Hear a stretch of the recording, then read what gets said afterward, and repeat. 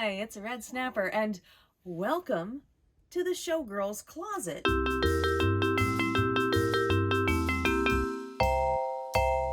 I'm going to go through different things as I part with them, most likely, and I'm happy to share experiences with you as I go. The first thing we're going to look at is a pair of shoes. These are the shoes I wore when I performed You Rock My World. And I have this fancy costume with a flowy robe. It's a nice peach with coral boa trim. I love the costume, and I'd love to rebuild parts of it and perform the act more. However, the shoes have got to go. The first time I performed this act was in Texas. I flew from Los Angeles to Dallas. I performed it in Dallas on May 25th, 2013, and then I took it to Los Angeles and performed it at Monday Night Tease just a couple days later on the 27th in 2013. So I love the act.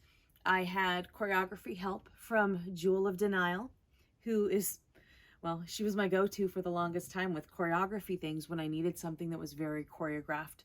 So you can see I worked with Jewel a lot, and Jewel knew how I moved. So you can see a lot of similar movement patterns in some of the other work I did with Jewel. For a time, what I did was I would buy these bags. They're like this, I don't know, composite formula, pressed material, kind of like felt, like you'll find in some of those grocery bags, right? So I got a bunch of these drawstring bags, and then I wrote exactly which pair of shoes I had in there, so it was a lot easier for me to find them and keep everything paired. So these are fuchsia shoes with bows. So let's take a look at these shoes and then I'll try them on. All right, so these are Madden Girl shoes, which means they are regular old off the rack shoes. They are not dancer shoes. They are the kind of shoes that you would match with a mini skirt or whatever. I guess you would call them pumps, technically. I've got bows here on the front, which match the rest of the costume. I have little bow accents on this fantastic flowy robe and the rest of the outfit, and matching stones, of course. I did have to put this on elastic, so it had a place to be, and I may have done some of this to add comfort to the shoe, because the shoes are not the most comfortable. I'll show you the bottoms here. These are, I don't have special pads on them for traction on the stage, because these are regular old girly wearing shoes. They're not dancer shoes. You don't really have to rough them up to make sure that you have traction. So it's just kind of boring. All right, so inside the shoe, I had to add extra padding on the toes because I found that started to hurt after a time. So I've got sticky layers of padding in there, and I have a little gel cushion to help hold the shoes onto my feet. My feet are not skinny. They're not wide. I think they're just right, but I had some trouble keeping the shoes on. And then I've also got this like layer with some traction. There's some grip on the edge here, because I found that they were slippery on stockings. So I'm like doing dance moves, and they started to, you know, drop off the heel of my foot, and they would shift a lot. And that's a great way to get blisters, by the way. But I decided I'd just put something in there to help grip my foot so that they would stay on for the parts where I wanted them to stay on. Fun fact about taking off shoes on stage: there are very strong differing opinions about taking off your shoes to do a stocking peel.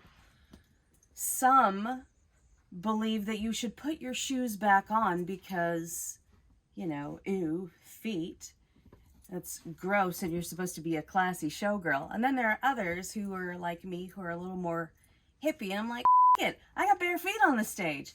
That can be really disgusting depending on the stage, but I'm naked here, or mostly naked, so like, let's go barefoot. Let them see my stretched little toes.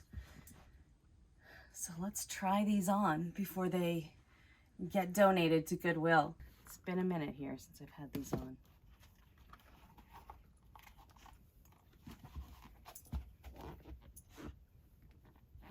yeah, they feel, where I've got the elastic, it feels kind of funky. I'm not gonna lie. Probably should have stretched my feet out before doing this, because I'm so used to tennis shoes and bunny slippers and Crocs these days. Here we go. Here are my shoes.